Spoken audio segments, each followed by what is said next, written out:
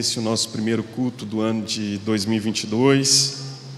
Que este novo ano traga também a graça de Deus, a bondade de Deus, a esperança ao nosso coração.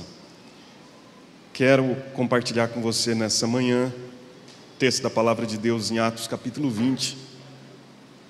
Atos capítulo 20, nós vamos ler do versículo 17 até o versículo 35. As crianças vão já se retirar agora, as crianças podem descer.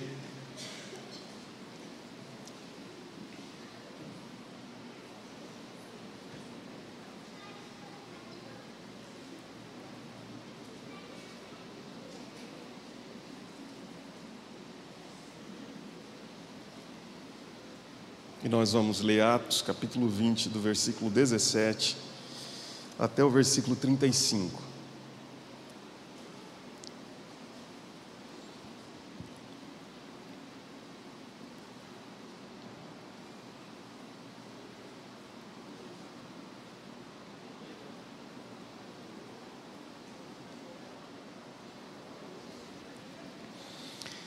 De Mileto, Paulo enviou uma mensagem a Éfeso, pedindo aos presbíteros da igreja que se encontrassem com ele.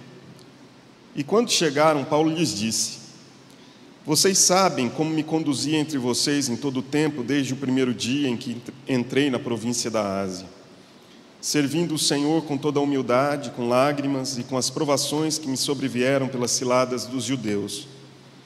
Vocês sabem que jamais deixei de anunciar o que fosse proveitoso e de ensinar isso a vocês publicamente e também de casa em casa, testemunhando tanto a judeus como a gregos o arrependimento para com Deus e a fé em nosso Senhor Jesus Cristo. E agora, impelido pelo Espírito, vou para Jerusalém, não sabendo o que ali vai me acontecer, exceto que o Espírito Santo de cidade em cidade me assegura que prisões e sofrimentos estão à minha espera. Porém, em nada considero a vida preciosa para mim mesmo, desde que complete a minha carreira e o ministério que recebi do Senhor Jesus, para testemunhar o Evangelho da graça de Deus. E agora eu sei que todos vocês, em cujo meio passei pregando o reino, não mais verão o meu rosto. Portanto, no dia de hoje, testifico diante de vocês que estou limpo do sangue de todos, porque jamais deixei de lhes anunciar todo o plano de Deus.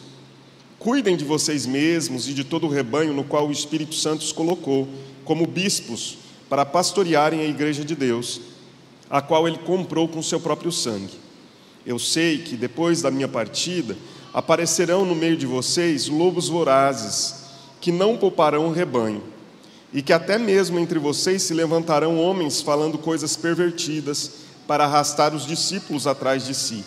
Portanto, vigiem, lembrando que durante 3 anos, noite e dia, não cessei de admoestar com lágrimas cada um de vocês.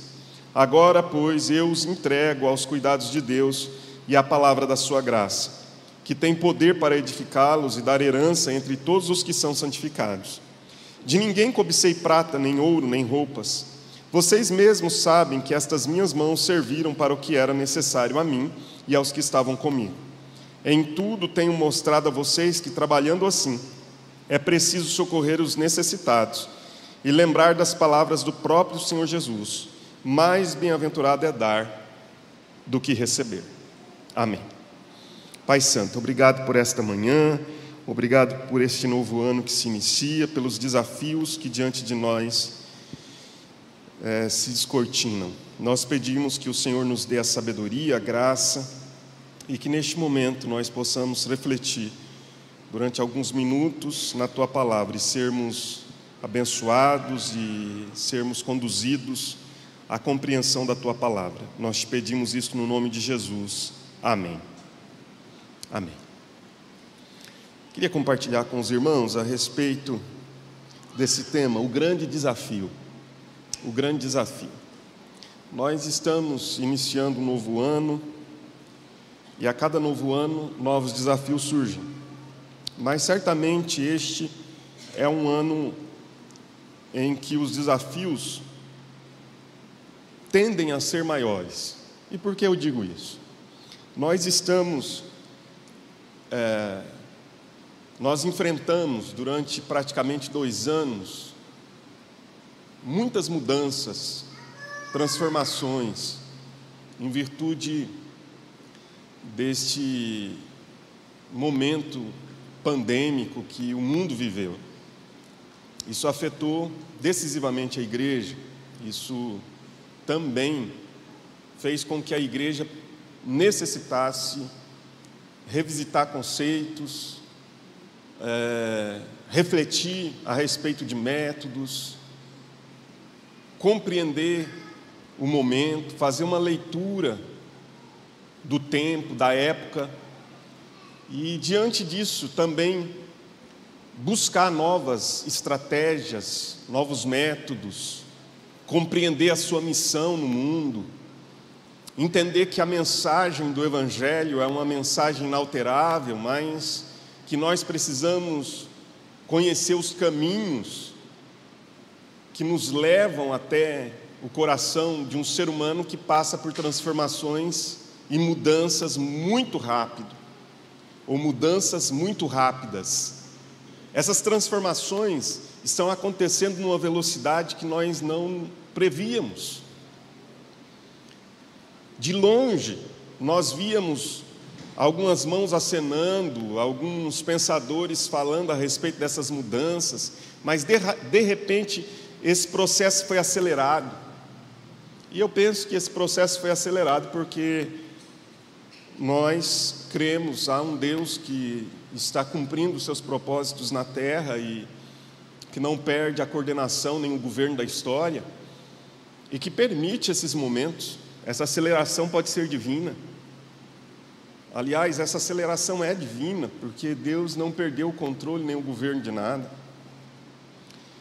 Sendo assim, eu queria começar esse ano pensando a respeito disso, da missão da igreja, refletindo sobre os métodos que a igreja usa, as estratégias. Claro que muito a grosso modo, muito superficialmente, não é pretensão minha falar em detalhes a respeito dessas coisas, mas procurar refletir com os irmãos, no início desse ano, sobre essas grandes mudanças que nós estamos experimentando e como a igreja de Cristo pode ser relevante nesse mundo, como a igreja de Cristo precisa ser relevante e ter uma mensagem contextualizada nesse mundo cheio de desafios que nós estamos vivendo.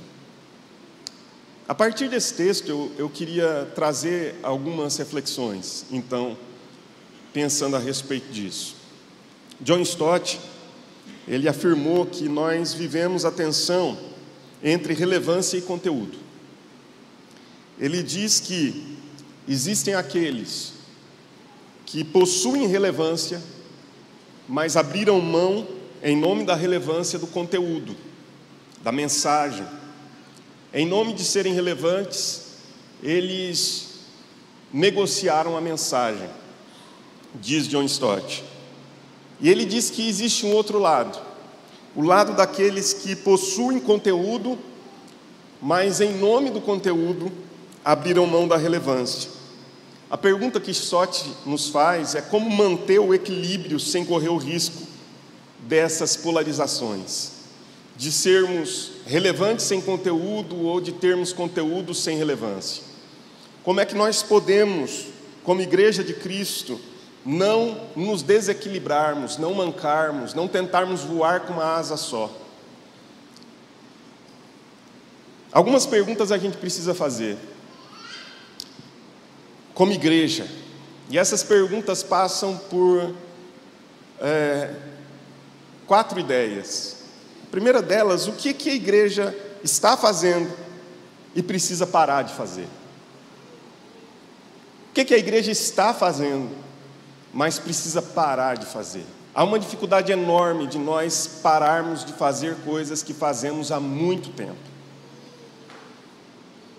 Nós temos muita dificuldade de abrirmos mão de métodos que estamos praticando há décadas, há centenas de anos.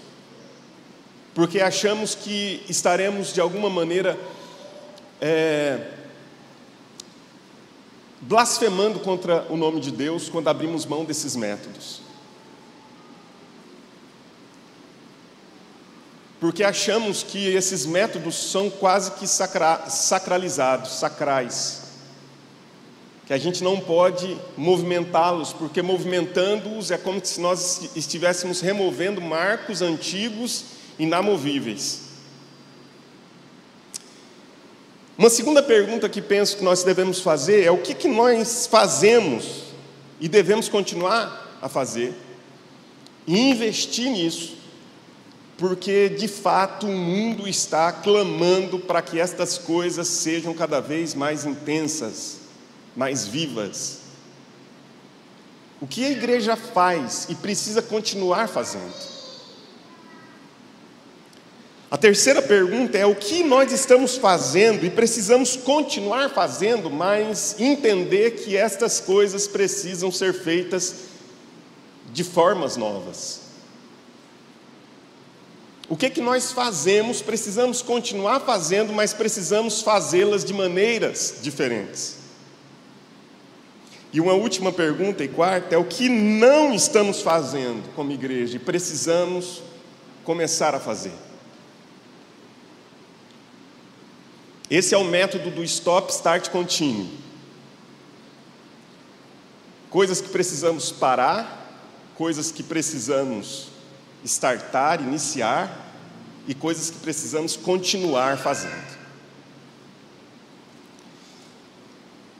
Se por um lado nós temos grupos que estão ansiosos por relevância no mundo, serem vistos, conhecidos, grupos que fazem tudo para que os holofotes estejam direcionados a eles, para que os aplausos humanos sejam ouvidos, grupos que fazem adaptações, que negociam em nome de um público cada vez mais ansioso por isso, por adrenalina, gente que está negociando muita coisa em nome da relevância. Por outro, nós temos as igrejas que insistem em usar os mesmos métodos sem entender as mudanças históricas, sofrendo desses problemas de adaptação às novas exigências do mundo. Às vezes, uma mensagem como essa que nós vamos refletir nessa manhã, ela precisa ser muito precisa, porque senão, quem tenta falar sobre isso pode ser inclusive tido por herege. Porque falar sobre mudanças sempre vai ser muito difícil. Dizem que foi Albert Einstein quem declarou que era mais fácil você desintegrar um átomo do que quebrar um paradigma. Porque quebrar paradigmas significa fazer mudanças, e essas mudanças nem sempre são bem-vindas, na maioria das vezes não são bem-vindas. Então eu gostaria de pensar com os irmãos a partir desse texto. O texto é muito, muito, muito, muito mais rico do que isso que nós vamos compartilhar, mas ele pode nos dar algumas pistas. Em primeiro lugar, sobre os métodos que precisam ser diversificados. Métodos que precisam ser diversificados. Observe comigo aí o versículo 20. O apóstolo Paulo diz assim: vocês sabem que jamais deixei de anunciar o que fosse proveitoso e de ensinar isso a vocês. Primeiro, publicamente. Segundo, de casa em casa. Depois existe, me parece, mais uma dica do apóstolo Paulo aqui. Em Atos 20, Paulo nos fala de 3 abordagens. No versículo 20, 2, mas me parece que existe mais uma aí que nós vamos refletir daqui a pouquinho. A primeira ideia que o apóstolo Paulo traz é a ideia da exposição da palavra publicamente. Paulo visitava as pessoas e se reunia em suas casas ele visitava as pessoas e se reunia em suas casas, mas isso não era suficiente. Ele entende que isso pode ser percebido nitidamente na quantidade de horas, quando nós lemos esses textos, em que Paulo empregava para pregar e treinar os novos convertidos em lugares públicos. Havia uma estratégia de Paulo quando evangelizava judeus. Ele chegava a um determinado lugar e logo ele investigava onde ficava a sinagoga, e era para lá que ele direcionava suas forças para evangelizar judeus. Sinagoga era um lugar público. Se houvesse 70 crentes judeus em determinado lugar, ali já podia se abrir uma sinagoga. A pregação pública do Evangelho, me parece que esse é um método que a igreja nunca deixou de utilizar ao longo dos anos. O texto também nos fala da pregação doméstica. Ele diz que de casa em casa ele fazia isso. Paulo visitava, então, esses grupos pequenos e ali ele anunciava o Evangelho. Essa estratégia se mostrou extremamente eficaz em muitos ambientes na forma de cultos familiares. E ainda, hoje, pode ser um método na formação de pequenos grupos que discipulam pessoas. Mas vá até o versículo de número 31, por favor, e veja que o texto diz assim: portanto, vigiem, lembrando que durante 3 anos, noite e dia, não cessei de admoestar com lágrimas cada um de vocês. Veja que a ideia é sair daquilo que é macro e alcançar o indivíduo. Do público para pequenos grupos e de pequenos grupos para indivíduos. O texto diz, final do versículo 31, não cessei de admoestar com lágrimas cada um de vocês. É preciso gastar tempo com o indivíduo, porque é o indivíduo que interessa a Deus. Eu destaquei essas ideias aqui que Paulo nos fala enquanto métodos, não para dizer que nós precisamos copiar, porque eram métodos que podem ser úteis ainda hoje, mas nós precisamos identificar quais são os métodos importantes para a igreja hoje. Mas o que eu queria de fato destacar nesse primeiro momento da nossa mensagem, quando eu falo a respeito dos métodos diversificados? Paulo usava a pregação pública, a pregação em pequenos grupos, o discipulado individual, que pode continuar sendo relevante no nosso tempo. Mas a ideia é, quais são os métodos diferentes para ocasiões e públicos diferentes que a igreja precisa discernir? Há um autor por nome Hans Burke, em que ele diz que quando nós fazemos mais da mesma coisa, nós seremos levados ao mesmo lugar. Não adianta querermos resultados diferentes fazendo sempre as mesmas coisas que já estávamos fazendo. Muitas vezes a nossa deficiência consiste na insistência de usar uma única estratégia, um único método, enquanto nós deveríamos usar todos que estão disponíveis. A inflexibilidade nos métodos pode limitar o poder da influência e alcance da mensagem. A palavra método, ela vem o sufixo dessa palavra, ela vem de caminho, odos, do grego. E nós sabemos que para ir para determinado lugar, podem existir vários caminhos. Método é apenas caminho. Método não nos permite desvios, mas nos permite discernimento do destino e os caminhos. A não ser que esteja clara e evidentemente declarado que para aquele destino existe um único caminho, Caso contrário, você pode escolher caminhos diferentes. Jesus diz: eu sou o caminho, a verdade e a vida. E ninguém vem ao Pai senão... Ele deixou declarado que entre o homem e Deus só existe um caminho. Então, não adianta nós ficarmos procurando métodos para ir até Deus, senão através de Jesus. Entretanto, excetuando isso, existem muitos caminhos que podem nos levar ao mesmo destino. Se você coloca alguns filtros lá nesses aplicativos de GPS, aí você diz assim: bom, eu quero ir para tal destino, mas eu vou filtrar isso aqui, eu não quero pegar pedágio, por exemplo. Então, os caminhos que pedagiam você até chegar a esse destino são excluídos. Pode ser que você vai pegar estradas piores, mas não vai pagar pedágio. É uma escolha que se faz, apenas escolhas. Queria que você abrisse a sua Bíblia em 1 Coríntios capítulo 9.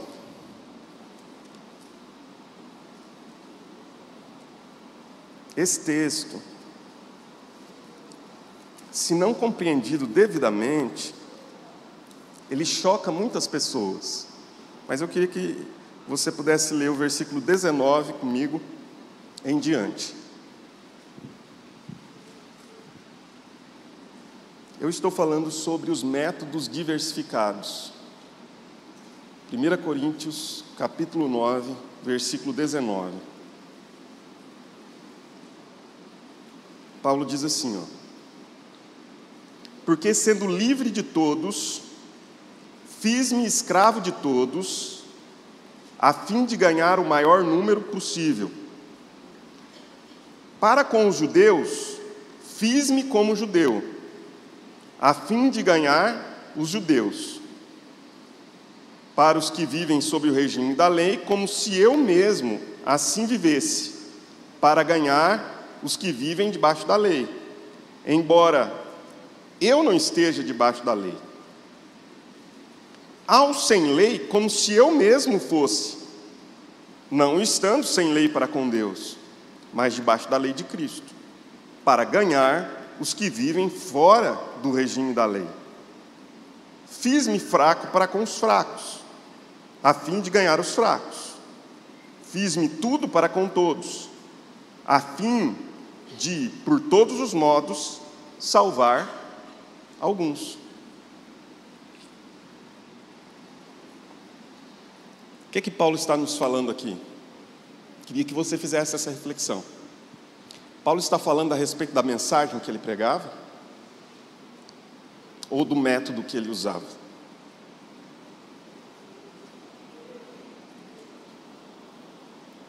Pense um pouco. Paulo está dizendo assim, bom, eu adaptava a mensagem de acordo com o grupo. É isso que ele está dizendo? Ou Paulo está dizendo, eu adaptava o método de acordo com o grupo a quem eu pregava a mensagem? Paulo está dizendo assim, bom, para os gregos, eu pregava que Zeus era o caminho para a salvação. Era isso que Paulo estava dizendo? Ou Paulo estava dizendo, para com os gregos, e você vai perceber isso em muitos textos, que Paulo não usava. Vamos ver se eu vou falar sobre isso ainda. Daqui a pouco eu vou falar sobre isso, então não vou adiantar. Mas Paulo não usava, por exemplo, as escrituras judaicas do Antigo Testamento numa abordagem inicial com gregos. Você pode, daqui a pouco, se quiser, na sua casa, ler Atos 14, Atos 17, e você vai ver que o apóstolo Paulo não cita as escrituras da lei e dos profetas, quando o público era gente que não tinha, pelo menos inicialmente. Eu sei que já tem gente fazendo crítica, e tudo bem, estou tão light em relação a isso. Mas, numa abordagem inicial, Paulo nem citava as Escrituras. Por quê? Porque, irmãos, não adianta você ficar citando uma série de textos bíblicos para gente que nunca leu sequer, ou pegou nas suas mãos sequer esse livro de capa preta, que você tanto tem intimidade com ele. Paulo usava aquilo que era comum a todos. Já estou adiantando o que eu queria falar lá na frente, mas ele usava o que era comum a todos. Por exemplo, o Deus Criador. A criação estava presente nessas abordagens. Paulo falava sobre a criação. Porque todos esses públicos provavelmente acreditavam no Deus Criador ou no Criador. E ele usava isso como abordagem inicial para falar a respeito da salvação em Cristo. E esse texto que acabamos de ler, Paulo não está falando da mensagem, tá? Paulo está falando de método.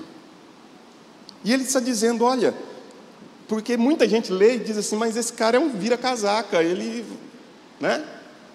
agia da forma, ele se adaptava, dançava conforme a música. De fato, ele dançava conforme a música, mas é por quê? Porque ele entendia que não adiantava dançar determinados ritmos para determinados públicos.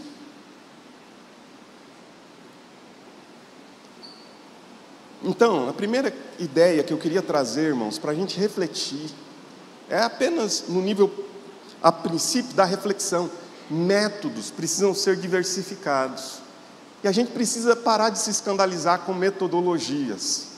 Desde que essas metodologias não firam questões de natureza ética, da ética cristã,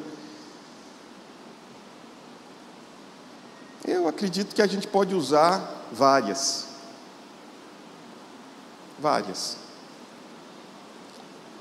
Porque métodos são apenas caminhos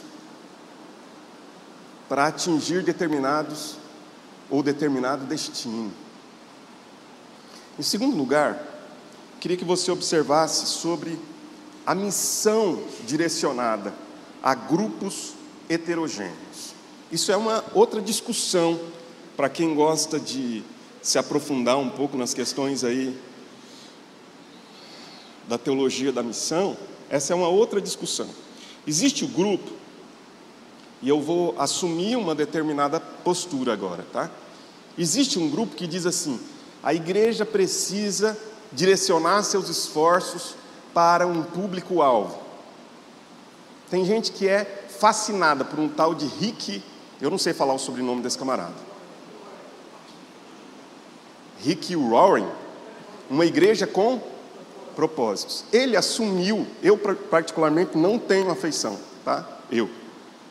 Ele assumiu a ideia de que a igreja precisa se direcionar para um público-alvo.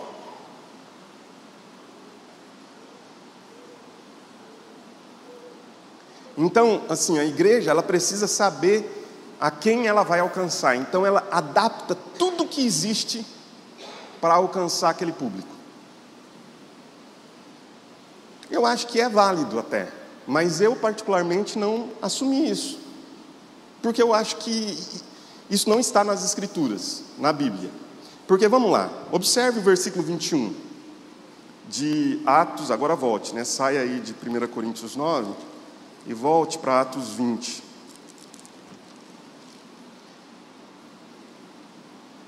Versículo 21, que diz assim: testemunhando tanto a judeus como a gregos o arrependimento para com Deus e a fé em nosso Senhor Jesus Cristo. A missão deve ser direcionada, na perspectiva que eu estou agora trazendo para os irmãos, mesmo dizendo que existem outras perspectivas e tudo bem por isso, a grupos heterogêneos e não a grupos homogêneos. Paulo testificava a judeus, mas ele entendia que essa mensagem deveria alcançar também gregos. É bem mais fácil você comunicar a grupos homogêneos. É bem mais fácil. Pregar a diferentes públicos exige maior sensibilidade, principalmente quando a mensagem precisa ser transcultural, E às vezes a mensagem é transcultural dentro da mesma cultura macro. Está complicado hoje? mas eu vou tentar explicar. Por exemplo, você tem os grupos hoje, ou as pessoas, as culturas dentro dessa cultura chamada brasileira. Aqui mesmo, dentro de Marília, você tem, por exemplo, sei lá, eu não sou um estudioso disso, mas existe a linguagem de determinado grupo. Por exemplo, quando se sai à rua às segundas-feiras para conversar com esse pessoal que está vivendo situação de rua, é muito diferente do que pregar mensagem aqui do púlpito. Quando se fala a um grupo, não sei, talvez eu fale bobagem, porque eu estou fora dessa questão de grupos, mas aos skatistas, aos motociclistas, vamos pensar assim, pode ser diferente, são linguagens às vezes que precisam ser contextualizadas. Então falar grupos heterogêneos é bem mais difícil. Eu me lembro que alguém um dia me disse assim, mas um restaurante que serve peixe, serve carne, serve... Aí ele foi citando vários tipos de carne, às vezes não é bom em nada que faz. É verdade. Pode ser que não seja excelente em nada que faça. Mas quem não come carne de boi, por exemplo, de vaca, de porco, jamais vai entrar, ou só come isso, jamais vai entrar num restaurante que só serve peixe. E me parece que, biblicamente, nós somos conduzidos à ideia de que a missão precisa ser direcionada a grupos heterogêneos. Jesus diz, pregai o evangelho a toda criatura, fazendo discípulos de todas as nações. O grande desafio é nós entendermos que, de fato, o ser humano é uma complexidade enorme. Nós não vamos atingir todos, mas também nós não podemos nos tornar reféns de um.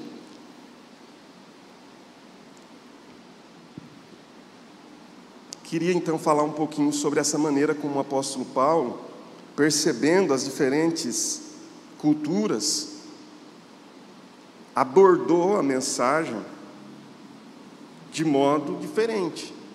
Ou melhor, usou métodos de modo diferente para alcançar pessoas ou culturas diferentes através dessa missão. Em Tessalônica, Atos 17:2, a Bíblia diz assim, Paulo, segundo o seu costume, foi procurá-los. Procurá-los quem? Os judeus. E por 3 sábados arrazoou com eles acerca do quê? Das Escrituras.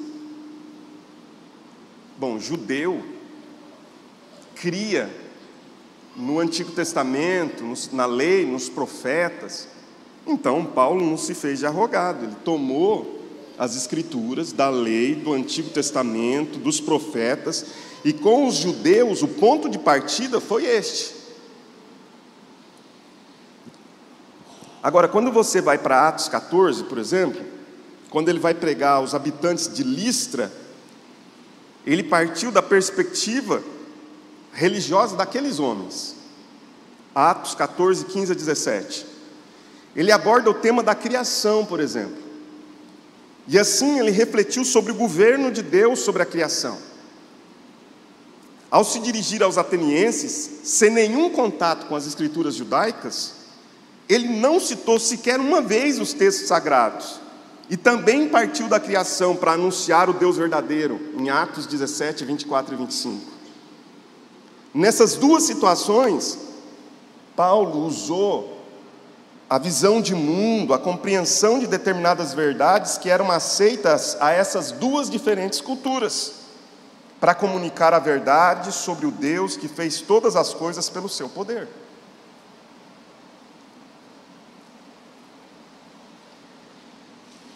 Então, Paulo rumava seus esforços para grupos heterogêneos. Isso exigia mais de Paulo? Sim. Às vezes Paulo precisava saber de filosofia para discutir com os atenienses, porque lá em Atenas, a bola da vez eram os filósofos.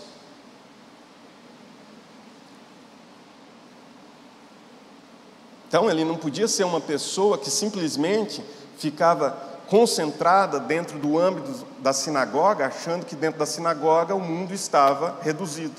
Ele entendia que era preciso buscar outras coisas, talvez até outros conhecimentos, para fazer o evangelho chegar, porque a missão estava sendo direcionada a grupos distintos, heterogêneos. Agora a pergunta que faço é, irmãos, como alcançar os diferentes segmentos que temos em nossa sociedade? Eu só estou levantando os problemas. Talvez os irmãos que vão pregar a partir da semana que vem, ou a partir de hoje à noite, eles deem as respostas. Mas eu tenho uns problemas aqui, bem fáceis. Como alcançar pessoas de comunidades ricas e pobres? Como adentrar a condomínios fechados ou a favelas? Porque nos dois você precisa de autorização, né? Mas mesmo assim ter uma mensagem que seja relevante para esses diferentes grupos. Como ser eficiente na comunicação do Evangelho aos diferentes grupos sociais? Como alcançar os alternativos?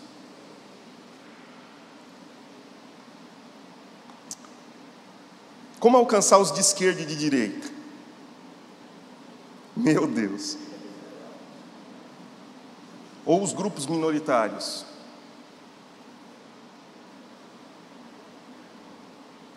Tudo bem. O Rick Warren lá, ele assumiu a postura de dizer, não, nós pregamos para gente rica, por exemplo. Ok, eles precisam do Evangelho. Mas eu sou mais adepto, por exemplo, de um autor chamado Mark Dever, em que ele diz que o Evangelho tem poder para transformar qualquer cultura, portanto, ele deve ser pregado a diferentes visões de mundo, a grupos heterogêneos e não homogêneos.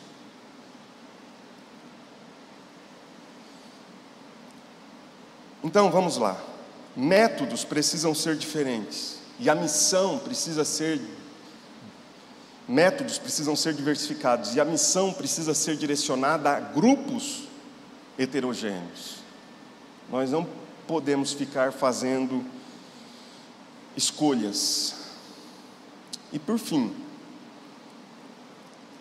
eu penso, irmãos, lendo esse texto, que é claro e inequívoco que a mensagem é imutável. Métodos diversificados, missão a grupos heterogêneos e mensagem inalterável, mensagem imutável. Veja o versículo 24. O versículo 24 diz assim: porém nada considero a vida preciosa para mim mesmo, desde que eu complete a minha carreira e o ministério que recebi do Senhor Jesus, para testemunhar o evangelho da graça de Deus. Veja o que o apóstolo Paulo ainda diz no versículo 25. E agora eu sei que todos vocês, em cujo meio passei pregando o reino, testemunhar o evangelho da graça, pregar o reino. Ainda veja o que diz o versículo 27. Porque jamais deixei de lhes anunciar todo o desígnio ou todo o plano de Deus. Vamos fazer um exercício agora. Nós lemos 1 Coríntios capítulo 9, né? Quem escreveu 1 Coríntios capítulo 9, verso 19, seguintes, em que o apóstolo Paulo diz que fez de tudo para com todos a fim de alcançar alguns? Pode falar, quem escreveu? Paulo. Vamos para Gálatas, capítulo 1.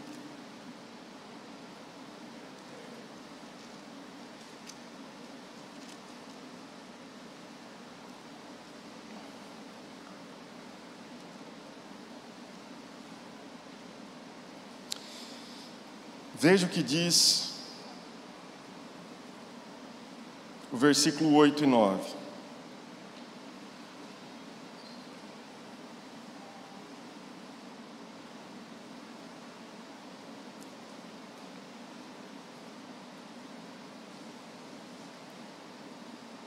Mas, achou? Gálatas 1, 8 e 9.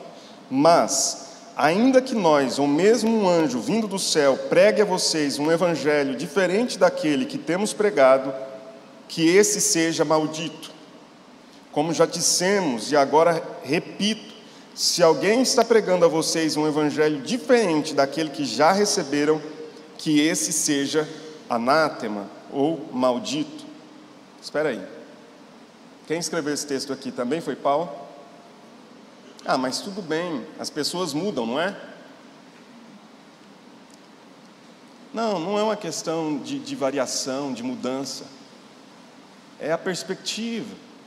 Em 1 Coríntios 9, Paulo está falando sobre método. E lá ele pode dizer que ele, para com os judeus, agia como um judeu, para com os gregos, ele agia como se estivesse sem lei, mesmo estando debaixo da lei de Cristo, e ele adaptava a metodologia de acordo com o público variado a qual ele pregava. Mas aqui, o apóstolo Paulo, a ênfase dele é a mensagem. Ele diz métodos. Pense comigo, em 1 Coríntios 9, Paulo diz: métodos podem ser mudados, sempre. Não apenas podem, devem. Mas a mensagem é inalterável. Mesmo que eu, diz Paulo, ou um anjo desça do céu e traga uma mensagem, um evangelho diferente desse que tem sido pregado, que isso seja considerado maldito. Você consegue ver a diferença do apóstolo Paulo quando o tema é método e quando o tema é mensagem? Quando é método, Paulo diz: seja flexível. Quando é mensagem, Paulo diz: seja inalterável. Isso fica claro, irmãos? Para que ninguém depois diga que, se bem que eu sempre pensei assim, e acho que não há nenhum problema nisso. O evangelho do Senhor Jesus Cristo é o mesmo, e Paulo diz: olha, eu sempre preguei o mesmo evangelho, sempre falei a respeito do reino, sobre todo o desígnio de Deus. Mas esse mesmo Paulo tinha uma visão muito abrangente quando a ideia era o método e a missão. A mensagem não se altera, mas os métodos e a missão precisam ser compreendidas de maneira abrangente. Irmãos, não adianta a gente querer alcançar os jovens do nosso tempo. Não adianta a gente querer alcançar os jovens do nosso tempo com às vezes até pode ser que num dia você fazer brincadeira de salão, eles vão achar legal. Aí no segundo dia você fala: não, a mesma coisa de novo? Por quê? Porque eles pensam diferente de você, Nelson. Entende? Os jovens, eu entendo, Nelson, quando ele tem vindo diferente aqui para os... Eu entendo quando ele está usando uns, né? Fez um risco no cabelo e tal. E aí ele ainda me disse assim: não, estou tentando, meu garoto está crescendo e tal. Está tentando se adaptar. Metodologia, né? Pode ser diferente.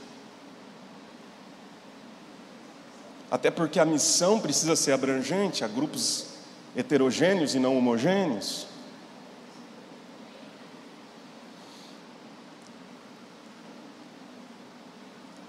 Então eu falei sobre 3 coisas, irmãos, apenas suscitando isso, né? Levantando os problemas para a gente pensar como igreja, porque eu acho que o mundo está mudando muito rápido. Não adianta a gente fugir disso aqui, sabe?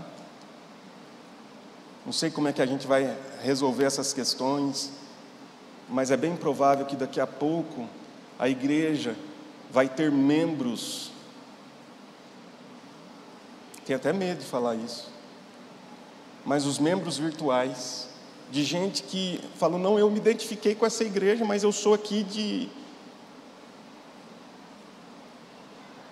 Boston, não posso ir aí todo domingo, não consigo. mas eu quero ser membro dessa igreja, porque eu assisto os cultos dessa igreja aos domingos, durante a semana. Como é que vai fazer? Eu não sei, a gente vai ter de resolver algumas dessas questões.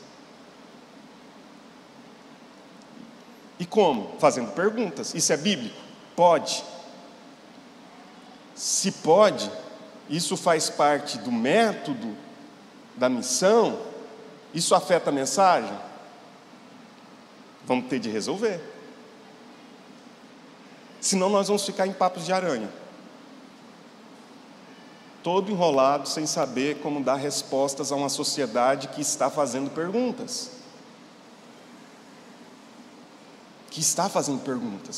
E é muito fácil a gente simplesmente fechar os olhos e dizer assim, não é com a gente.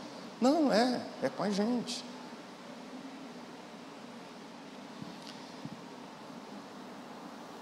E eu encerro, irmãos, a nossa reflexão fazendo algumas aplicações. A primeira delas: valores são inegociáveis,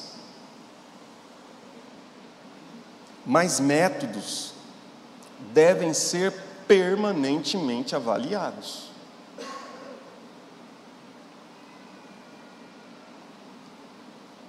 Estratégias, métodos devem ser mudados tantas vezes quantas forem necessárias as mudanças.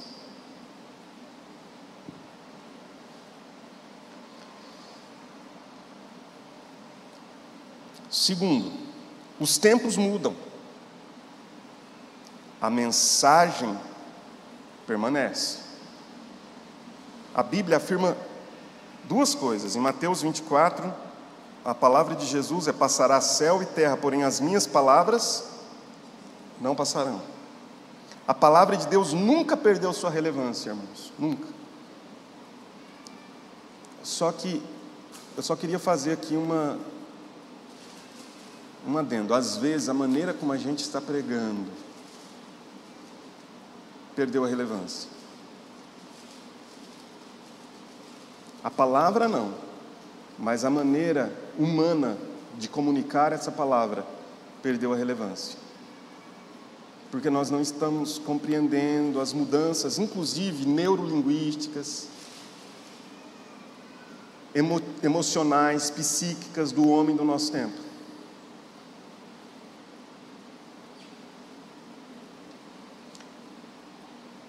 Jesus é o mesmo ontem, hoje e o será eternamente.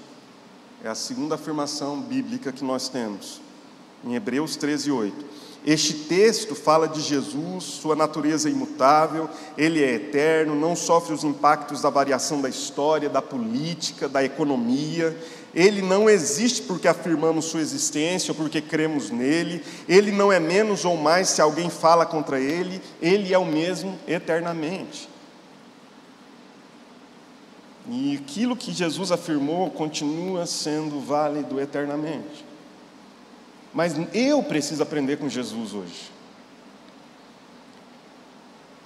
Por que o Evangelho, por exemplo, nos afirma que as pessoas ficavam fascinadas? Lucas diz isso, do fascínio das multidões quando Jesus pregava. Mateus, capítulo 7, diz isso, do quanto as pessoas ficavam atraídas pela mensagem de Jesus. Porque ele não ensinava como os fariseus. E aí a gente pode entender que a mensagem de Jesus, o modo com que Jesus transmitia a mensagem, era diferente da maneira como os fariseus transmitiam.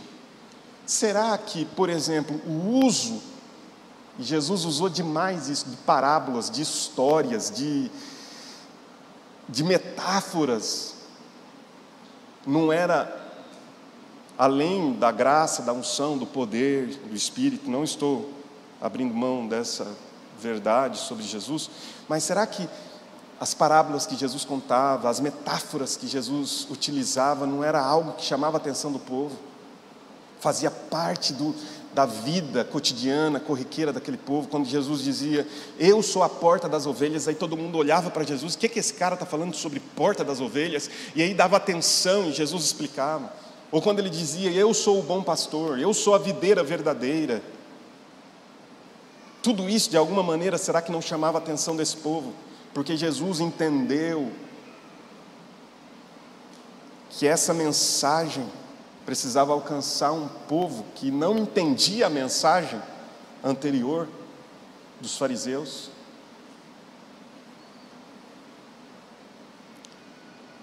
O tempo muda, mas a mensagem permanece eterna. Terceiro, os tempos mudam, mas a missão da igreja permanece. E nós precisamos sempre indagar por que existimos enquanto igreja.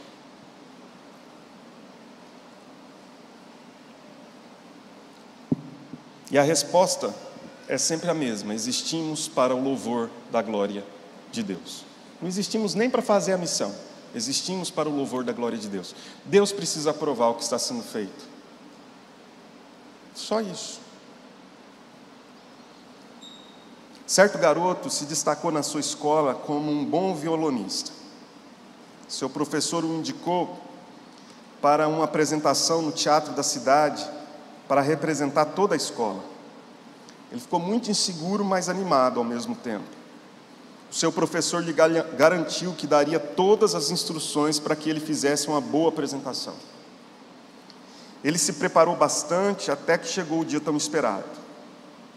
Sua apresentação foi muito boa. Ele conseguiu fazer tudo aparentemente certo e o público aplaudiu efusivamente.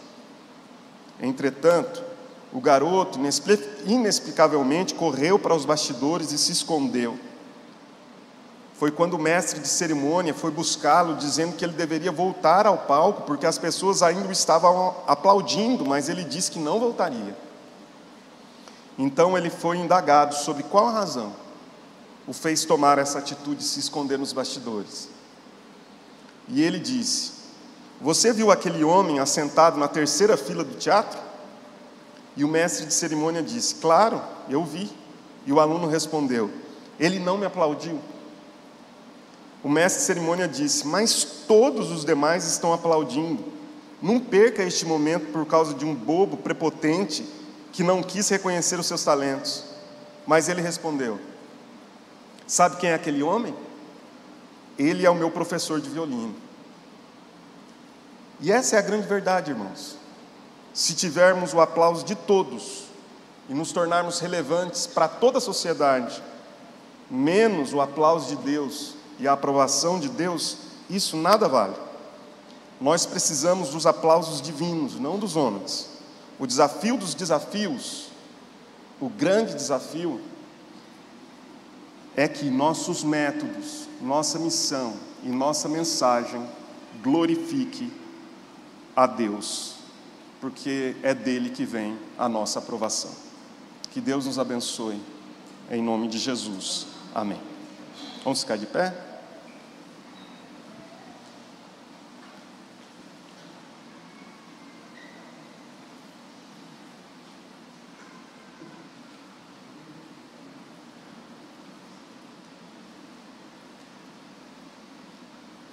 Eu queria convidar o presbítero João Jacó para vir aqui fazer uma oração nesse momento. Vamos orar pela igreja, vamos pedir a Deus que abençoe a igreja nesse novo ano que se inicia. Que nós possamos entender o método que Deus quer que nós utilizamos, a missão dele a todos os povos da terra, e uma mensagem firme, verdadeira, mas também relevante para o homem do nosso tempo. Feche os olhos, vamos orar. Louvado seja o teu santo, santo, santo e bendito nome, Senhor.